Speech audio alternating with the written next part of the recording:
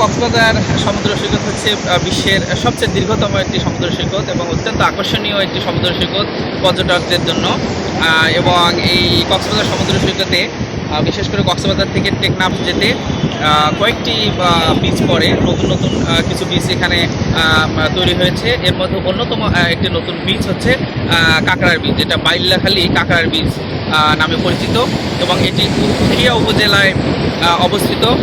এই বীজটির বিশেষত্ব হলো যে বীজটির সমুদ্র একপাশে সমুদ্র আছে, তার অপোজিটে হচ্ছে ঝাউ গাছ পরিকল্পনা করে ঝাউ গাছ প্লান্টেশন করা হয়েছে, যেটা দেখতে খুবই সুন্দর।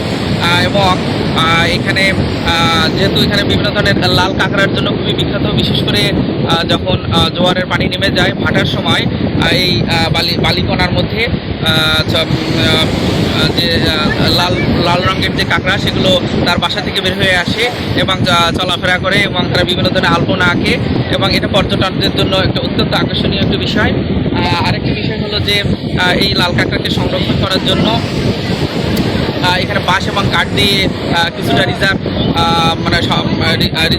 তাদের জন্য আলাদা একটি সংরক্ষণ এরিয়া তৈরি করা হয়েছে। এটি এই কাঁকড়া এবং অন্যান্য জীববৈচিত্র্যর যে সংরক্ষণ, তার জন্য খুবই ভালো একটি উদ্যোগ। তবে আরও কিছু উদ্যোগ এখানে গ্রহণ করা যেতে পারে, যেমন এখানে মোটর বাইক বা অন্যান্য যানবাহন চলাচল করে মাঝে মাঝে, যেগুলো কাঁকড়ার চলাচলে বা কাঁকড়া অনেক সময় চাকা নিচে পড়ে মারা যায়, সেই দিক থেকে খেয়াল রাখা উচিত। আর এটি একটি দর্শনীয় নতুন একটি বিচ এবং এখানকার পানিগুলো খুবই পরিষ্কার দেখা যাচ্ছে এবং আপনারা দেখতে পাচ্ছেন এখানে পর্যটকরা ঘোরাফেরা করতেছে। যদিও আসলে এই সময়টা বিশেষ করে এটি একটু দুপুরবেলা বা পরন্ত বিকালে এটি আরও অনেক সুন্দর হয়, আরও অনেক পর্যটক এখানে আসে এবং লাল কাঁকড়া এটিকে যদি আমরা আরও প্রচার এবং প্রসারের মাধ্যমে বিশ্ববাসীর কাছে তুলে ধরতে পারি, তাহলে কিন্তু এই বীজটি লাল কাঁকড়ার বীজটি আরও জনপ্রিয়তা পেতে পারে।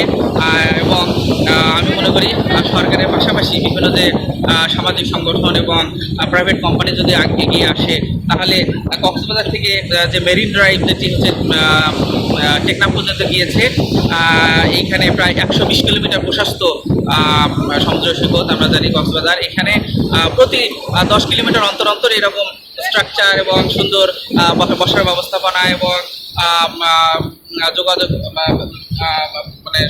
ব্যবস্থা এবং হচ্ছে যে মানুষের অবসর সময় কাটানোর জন্য বিভিন্ন স্ট্রাকচার তৈরি করে দিলে এরকম শুধু কাঁকড়া বীচ অথবা পাটুয়ার টেক অথবা ইনানি বীচ না, এরকম আরও 10 থেকে 20টি বীচ তৈরি করা সম্ভব এবং তাতে করে আমাদের যে পর্যটন শিল্প সেটি আলাদা একটা নতুন মাত্রা পাবে। এবং এই কক্সবাজার যে একটি আসলে বিশ্বের মধ্যে অন্যতম সুন্দর একটি আইল্যান্ড, যেটা ইউরোপ আমেরিকায় এবং অনেক ছোটো আইল্যান্ড, কিন্তু খুব ভালো পরিকল্পনার কারণে কিন্তু সেগুলো খুবই জনপ্রিয় এবং আমাদের পর্যটন শিল্পে এটি একটি নতুন মাত্রা যোগ করবে।